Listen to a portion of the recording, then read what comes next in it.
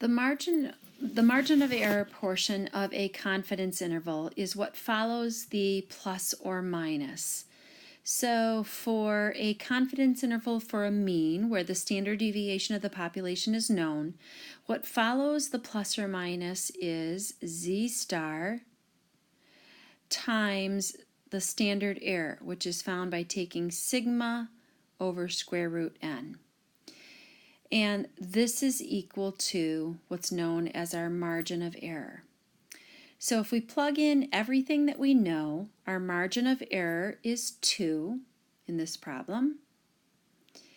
For a confidence interval with a level of confidence of 0.90, we look up in our table of critical values for the standard normal distribution, and we see that the critical value is 1.645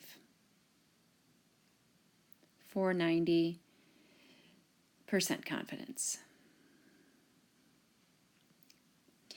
Sigma is given to us.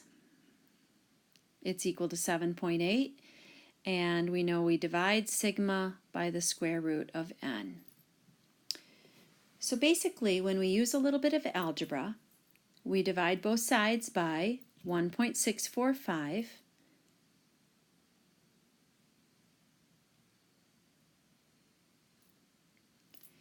and then we can cross multiply.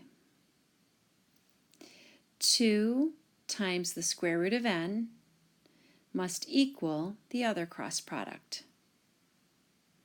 7.8 times 1.645, which is equal to 12.831.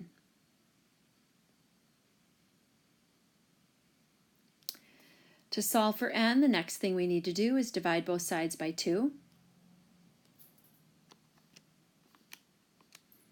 And we get the square root of n is equal to 6.4155. My stylus is not working well. To undo square rooting, we square both sides, and we get n is equal to 41.16 if I round to the nearest hundredth. Whenever we are solving for sample size, we need to remember that we must round our sample size up. And the directions in this problem say to round to the nearest whole number, which I disagree with.